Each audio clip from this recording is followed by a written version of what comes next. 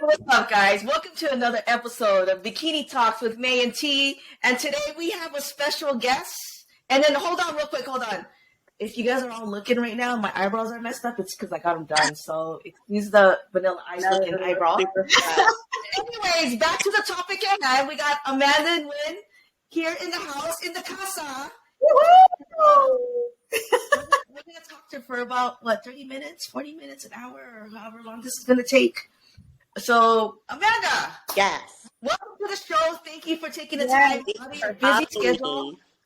Yes, thank you so much for joining us. I know, you've been kind of we've been wanting to get you for a while, but I know you have a busy schedule, but like Miss May said, so we're just thankful for your time. I want to be here and that you guys want me to be part of, this podcast journey of your guys's, and I want to support you guys. So.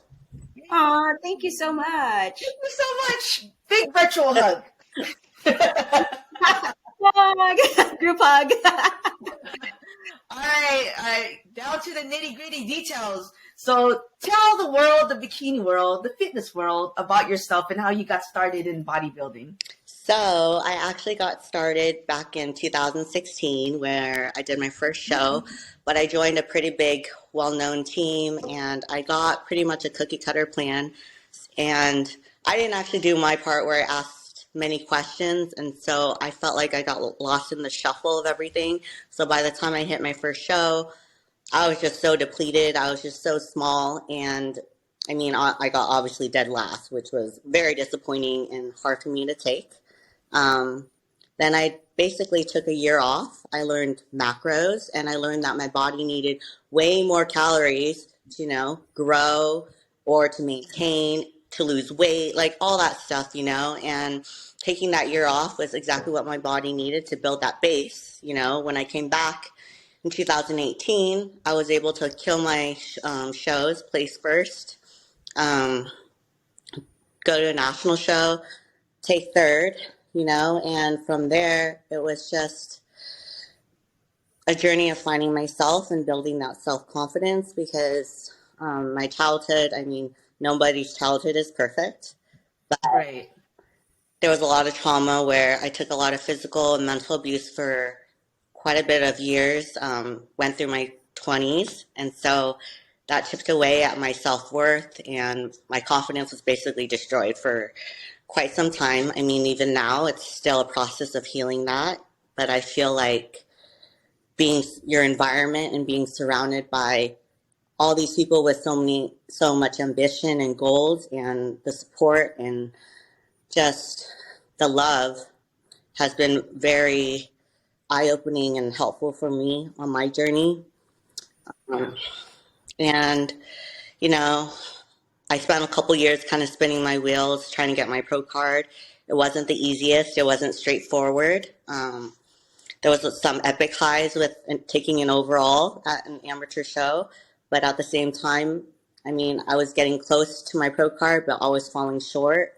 So I just realized I needed to maybe change up my coaching and get a different perspective and protocol of what would work best for my body. And last year, that made the difference. I worked on my It's amazing what your journey and just watching you, because just in case you guys don't know, Amanda and I have known each other for quite a while.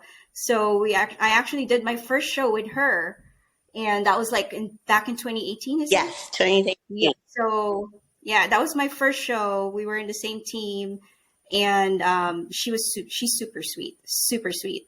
And I just remember just looking up to her, and she's like, "Oh my God, I want to be like her." She's just because you were starting your streak of winning and getting your overalls and getting first place and all that. But just looking back from where you are now, where you got your pro card. With that being said, how long did it take you to actually take your pro cards? How many years was that? I feel like 8. Was it 8? Oh, but you started 2016, no, 6 right? years. 6. 6 years? 6. Yeah, it's oh my gosh. So just so you guys know, it's not easy to get your pro card. Some people's journey, they just hit the amateur show, take their overall, go to national show, get their pro card, Yeah. But I feel like my journey, I wouldn't take it back all those roadblocks and everything I went through, because I grew from it. I got stronger from it. The sport is very Mm-hmm. humbling, but Mm-hmm. it was completely worth it because I was able to build that confidence that I was lacking through, keep pushing through those, obstacles, and just knowing that I never wanted to quit on myself. Yeah, that's amazing. That I'm glad that you went through all that and never gave up, and actually now, like seeing you now, we're like, okay, Amanda, it's like you You're gotta give it next. to us the ropes. So your mindset has most definitely changed from like now that you're going to pro, like bigger and better things, yeah. Definitely. So I mean, the pro stage is a completely different beast. I mean, the quality of competitors, the talent up there is just, it blows me away every time I see, watch a pro show, and I'm just in admiration of the girls up there and, their work ethic. And, we do have that connection with each other because we all know how hard, we push right. ourselves and, what goes into a prep and those steps getting to stage. And you know what? I want to be my best. And I know to get there from my feedback was I needed to be fuller everywhere. I want that 3D dimension in my glutes. I want Yeah. that pop, Mhm. and I want to be able to like hold my own when I'm up there on the pro stage. So I just really decided that I wanted to take this whole year off just to build and grow so that like when I come back, it'll be a physique that I can be proud of. That's amazing. I love that one. When you actually, so I know you kind of also mentioned about, like roadblocks, because obviously this is life. You can't control what's going to happen, and I know it's kind of hard to share whatever roadblock that is. But what do you think? How did you deal with that? With having to, not any particular, but just like how did you deal with any sort of roadblock to make sure that you can still move forward and just keep going? I mean, at one point, I think in one of my preps, I accidentally actually sliced my pinky finger. So I ended up getting some stitches in it.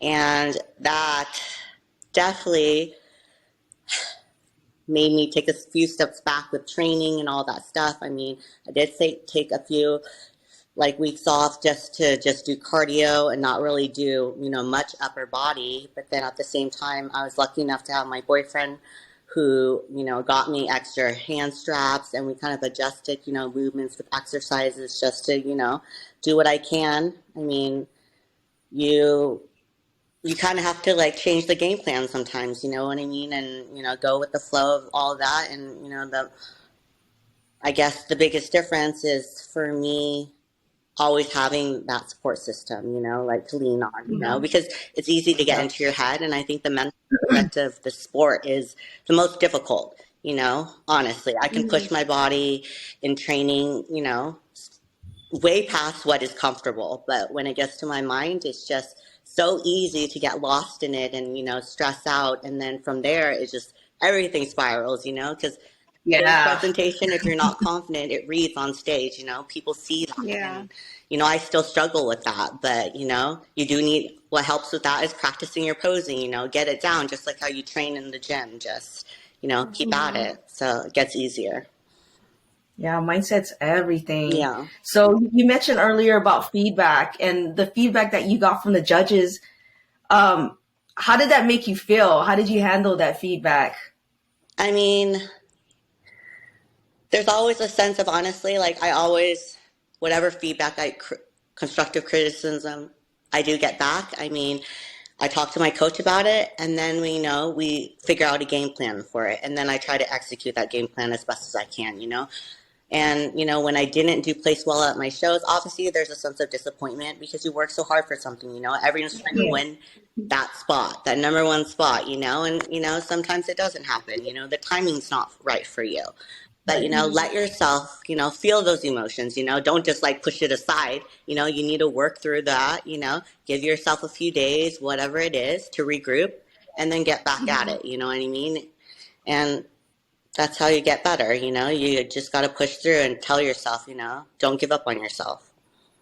So like when you get that feedback from the judges, right? I want to go back to it Yeah. real quick because I want to get into the psychology part of it because not everybody thinks the same, and there's gonna be those few who are like they tell you something about your body part, and then like mentally like you're always thinking about it, and it kind of just messes with your head, and then it just brings you down. Did it do anything like that to you?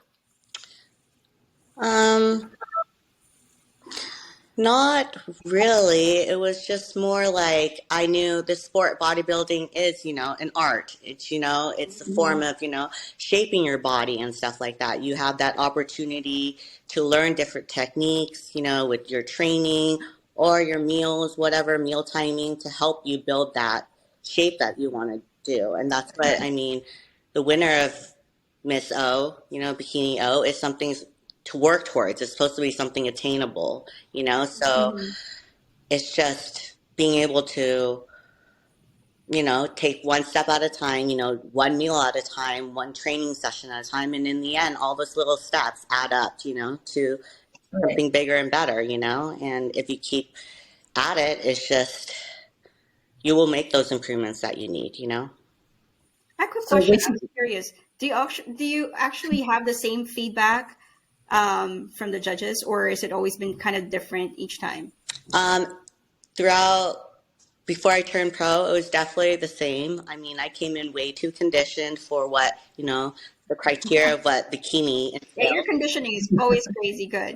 So, my front side was great, but the back side, just the striations and everything I knew, it was off. I needed to be obviously either fed more or, given more fats to slow down my metabolism or, take a few steps back from the cardio. And, there was a breakdown in obviously peaking me for national shows. And so I wasn't Mhm. coming in at my best. So obviously I wasn't going to be given my pro card because I wasn't listening to what the judges were asking, what they wanted from me. Yeah. Just so people know, conditioning is really hard to get, but for Amanda, it's pretty easy. Well, we all have different things. I mean, some Yeah. girls don't, struggle with putting on muscle, and that's something that's not that easy for me. I True. definitely have to keep Mhm. on top of my meals, or else, it's not going to be too easy. yeah, I know. I was kind of jealous when you were eating all that rice when you were over here. I was just like, that's a lot of rice. Like you But bum. that's actually, there's a lot of, people who have like different feedbacks every time. And, through the years for me, it's always been, just a little bit more tighter, just a little bit more tighter, or maybe just like get a little bit more, shoulders. And this year was the first year that actually kind of felt like, I was so close where Yeah. they said, don't change anything, just tighten a little bit. Then I came in tight. I was too tight.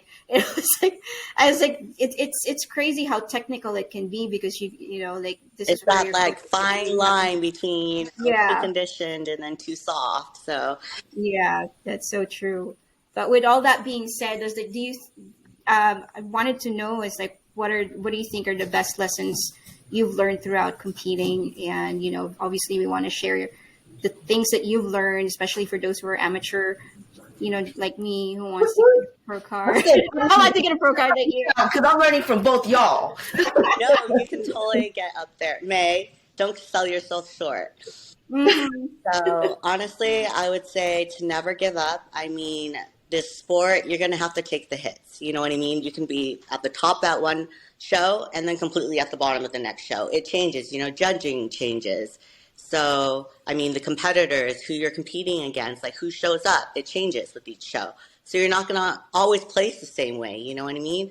But you have to be able to like develop that tough skin, and realize, what, I can improve, what can I do to, change what I've been doing to be better. Um, Mhm. Another thing is, honestly, when it comes to peak week, what I learned this past prep is that it shouldn't be this crazy changing your water, manipulating sodium, like doing all this like things that you haven't been doing your whole prep. It should be you be cruise control.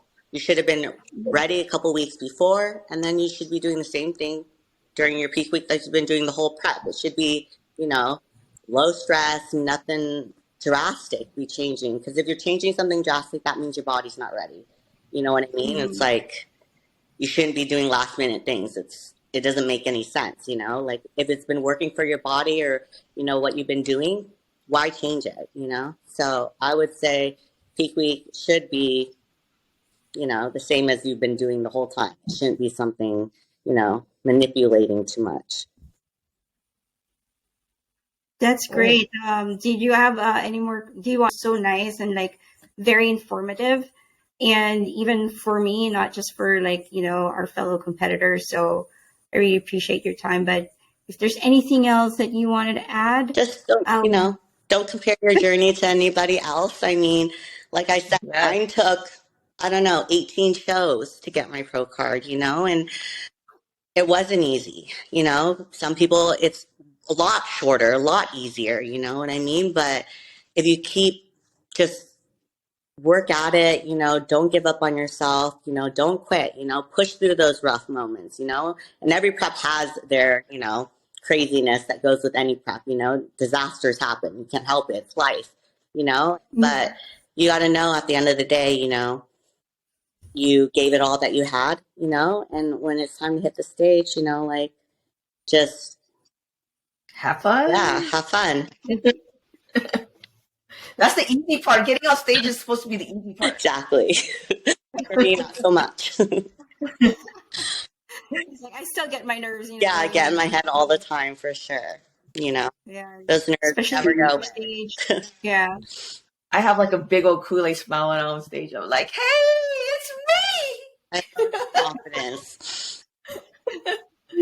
Totally. Yeah. Right. Well, hey, Amanda, thank you very much for getting on our podcast or show, and again taking the time out of your busy schedule, and we really appreciate you, and we're looking forward to seeing you on stage soon.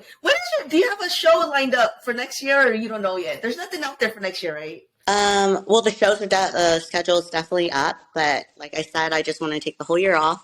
So I mean, reevaluate my body in July because I got my pro card at USA's in July. So let's see where my body's on July, and we'll go from there. But as of right now, I just want to, enjoy life and work hard at building, physique that I'll be proud of. And eating those. I can't wait for you to like step on stage and watch your pro debut. You have to keep us posted because we will be there watching you on stage to like be like. I love you guys. Taro bread. Yes. Have a little banner at home or wherever. Well, if you're close by, I definitely will go and visit you. I appreciate you guys so much. Yeah, we appreciate you. All right. All right, y'all. Thank you guys for watching another episode of Bikini Talks with May and T Money. She's here or there. I don't know which. And Amanda, thank you so much. Y'all have a good evening. Bye. Peace out. Thank you.